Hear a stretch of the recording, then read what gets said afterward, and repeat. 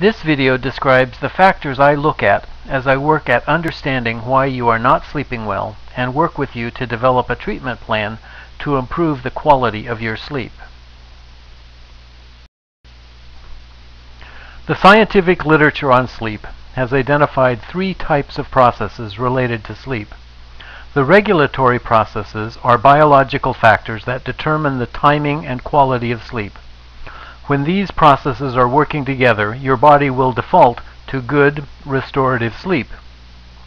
You may develop patterns of behavior or of thinking that disrupt your ability to get good sleep. These can be broadly divided into interpretation factors and interfering factors. Interpretation factors are beliefs about your sleep or things you have learned related to sleep that are not true and that actually disrupt your ability to sleep well. For example, if you believe, when I don't get a proper amount of sleep on a given night, I need to catch up on the next day by napping, or the next night by sleeping longer, your sleep is likely to get progressively worse as you act on this belief. Interfering processes are those things you do and the ways you think that are not conducive to good sleep. Nicotine, alcohol, and caffeine consumption can have a big impact on the quality of sleep.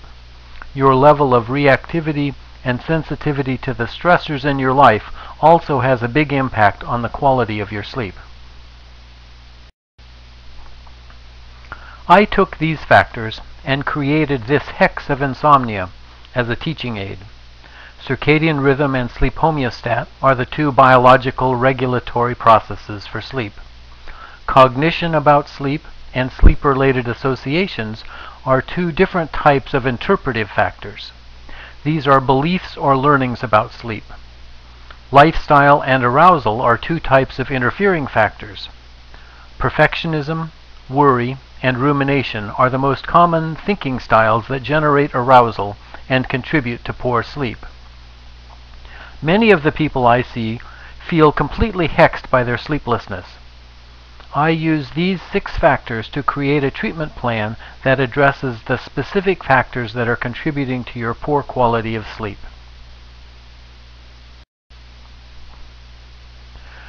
The circadian clock is a 24-hour biological clock that regulates your arousal level. When you have jet lag, your internal circadian clock is out of sync with the external clock of your new surroundings. Separate from the circadian clock, you also accumulate sleep drive while you are awake and pay it off while you are asleep, a mechanism that is referred to as the sleep homeostat. In addition to mistaken beliefs about sleep, you can develop sleep-disrupting associations to the bed, bedtime, or some aspect of your sleep environment, so that when you try to go to sleep, the association is activated and you are awakened. There are a broad range of behaviors known as sleep hygiene or healthy sleep habits, which can have impact on your sleep. Good sleep hygiene is necessary, but usually not sufficient to resolve clinical insomnia. We each have varying levels of stress as well as a unique sensitivity and reactivity to the events in our life.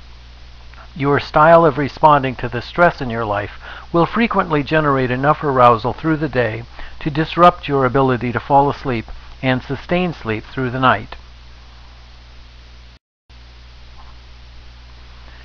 Each person is unique. Assessing these 6 factors allows me to create a treatment plan that addresses the specific factors that are contributing to a person's sleeplessness. The treatments I use are based on the science of sleep and have empirical support for their effectiveness in treating insomnia. Chronotherapy uses a combination of scheduling and light exposure to adjust the circadian clock. The sleep schedule is modified in order to get the most efficient sleep and to synchronize the sleep homeostat with the circadian clock. When mistaken beliefs about sleep are identified in the assessment process, I use a combination of education and disputation to guide you to beliefs that are more conducive to obtaining restorative sleep. Sleep-disrupting associations are extinguished with a learning paradigm known as stimulus control. Basically, we want to decrease the time you are awake while in bed, thus developing sleep-enhancing associations and eliminating the sleep-disrupting associations. Education and occasionally disputation is used to address unhealthy sleep habits. I believe it is important for people to know the why behind any behavioral prescription that I make. I find that this increases motivation and makes it much easier to work at changing the bad habit. When arousal is a major contributing factor to a person's sleeplessness, I like to teach relaxation skills. I have a variety of strategies for acquiring and using a relaxation response. I also have treatment protocols specifically designed for perfectionism, worry, and rumination, the three most common thinking styles that contribute to poor sleep.